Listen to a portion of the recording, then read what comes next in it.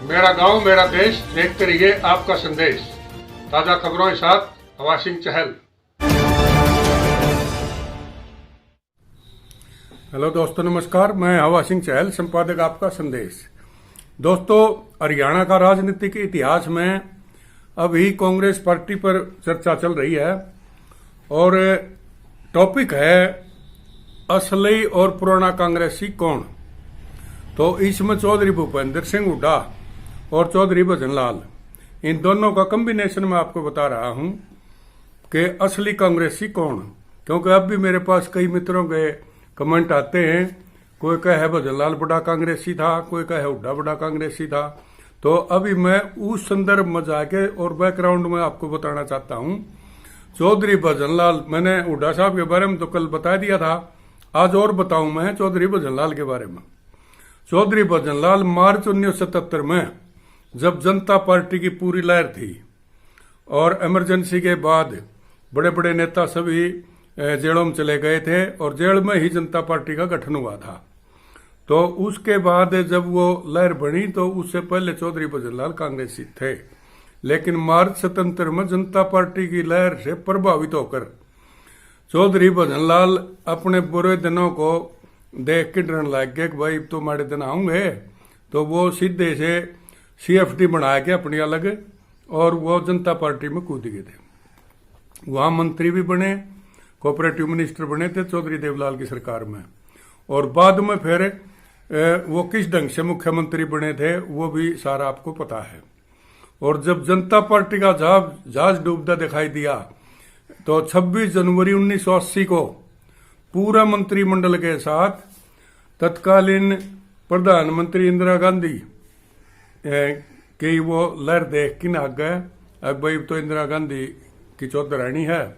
और वो फट दे ही फिर 26 जनवरी 1980 को सीधे कांग्रेस में छलांग लगा गए और अपने साथ सारे विधायकों और पूरा मंत्रिमंडल को लेके चले गए।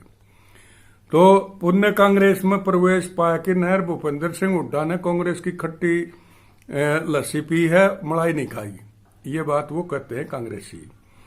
और भजनलाल ने सदा मलाई खाई है, ये हुड्डा साहब के आदमी कहते हैं। जब कांग्रेस की खट्टी लस्सी पीने का समय आया तो जनता पार्टी में छलांग लगाकर वहां भी पदासीन हो गए। और भूपेंद्र सिंह हुड्डा ने मई जून की तपती धूप में जब जींद से दिल्ली तक पदयात्रा करी तो हुड्डा साहब अकेले अपने दम पर चले थे। और उस टाइम पर विधायक दल के नेता चौधरी भजनलाल का कोई भी हिस्सा उसमें नहीं था, न उनका कोई समर्थक हुड्डा साहब के साथ था। तो नाम तो कांग्रेस पार्टी का था लेकिन था सारा हुड्डा ग्रुप। तो मई जून में वो चले और इतनी सहानुभूति किसानों की अर्जित करी और पदयात्रा निकाली और प्रदेश में कांग्रेस का माहौल बनाया।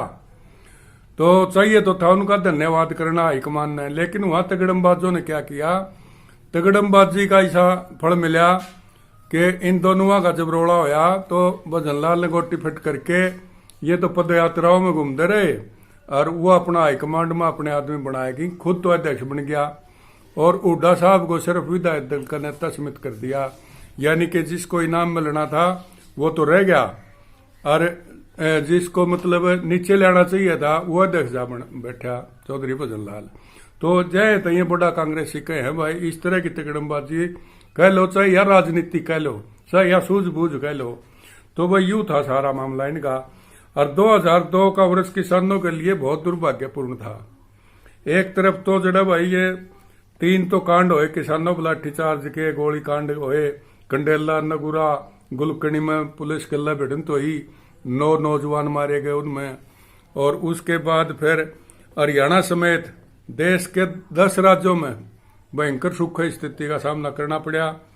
और जून जुलाई अगस्त का महीना न्यू के न्यू बिना बारिश के लकड़ गए। सभी राज्य सरकारों ने केंद्र से सूखा राहत राशि की गुहार लगा दी।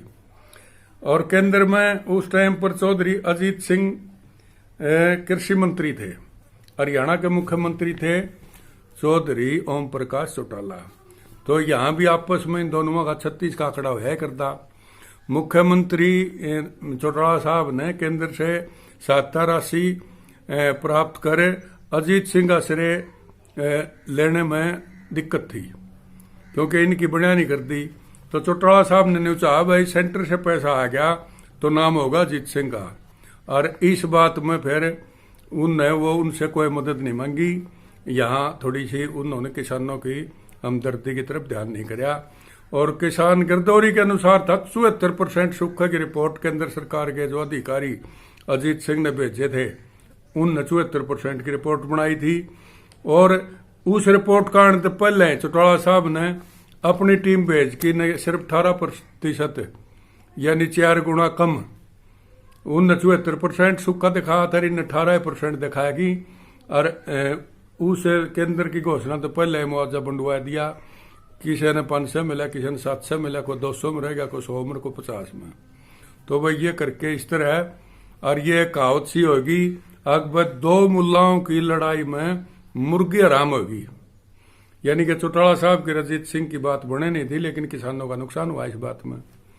हरियाणा किसानों का अनित हुआ, और विरोधी दलों और विशेषकर कृषि मंत्री अजीत सिंह ने राज्य सरकार के विरुद्ध उस टाइम कड़ी प्रतिक्रिया दी थी। अब भाई किसान तो किसान हैं, हमारी आपस की बात अलग थी, लेकिन ये तो लाभ पहुंचाना चाहिए था इनको। कुछ दिन बाद सीएम साहब फिर प्रेस से मिलिए कार्यक्रम में शामिल होने का मौका मिला, और प्रेस वालों ने सूखाग्रस्त पर बार बार पूछा। चौटाला साहब ने अपने कर्म कौशल और धर्मनिरपेक्ष शासन पद्धति का तो पूरा बखान कर दिया, लेकिन सीएम की कुर्सी पर बैठते उसने कहा मैं तो दिन रात एक कर रखी है, लगातार 18 घंटे काम करूं, रुकरिया भी करते भाई। चौटाला साहब ने बहुत मेहनत करी, इसमें कोई शक नहीं है, लेकिन कुछ चीजें थी जो आपस में मतलब बढ़िया नहीं कर दी, कि उसका कारण अर्जाना पूरा कोई नहीं मिला हरियाणा। तो उन्होंने कहा वह दिनचर्या में भी सारा शारीरिक श्रम को उन प्राथमिकता दी, यानी वो जुटे रहे भाई सारा दिन रात अपना गाड़िए में नाश्ता रखना, चलते चलते फाइल पढ़ लेनी, और लंच और डिनर तक भी कारवाई कराया करते। सरकारी फाइल निपटाने में भी, काल सुनने में भी, अच्छा फिर सारे अफसरां गल्ला भी वार्तालाप होती रहती, उनके परामर्श सलाह मशवरे ले ही जाते, और भाई कोई उनके खास जो एडवाइजर हुआ करते उनसे भी सलाह मशवरे गाड़ी में बैठे बैठे चलते चलते करी जाते। अच्छा फिर थोड़ा घना कि में टाइम मिलता है तो वो अखबार जरूर पढ़ा करते, जितना टाइम मिलता चाहे सोने के 2 घंटे कम करने पड़ गए, लेकिन अखबार सारे देखे यार देख बर तो। और कोई मेन चीज होती तो वो हेडलाइन करके न और वो दे दिया करते उनके सचिव वगैरह, अब ये देखो जी यह खबर अपनी छप रही है। तो इस बात में भी वो पूरा ध्यान रखा करते। ये एक मैं कहूँगा जागरूकता थी इस मामले में, वो सारी चीजें ध्यान में रखते थे चौटाला साहब।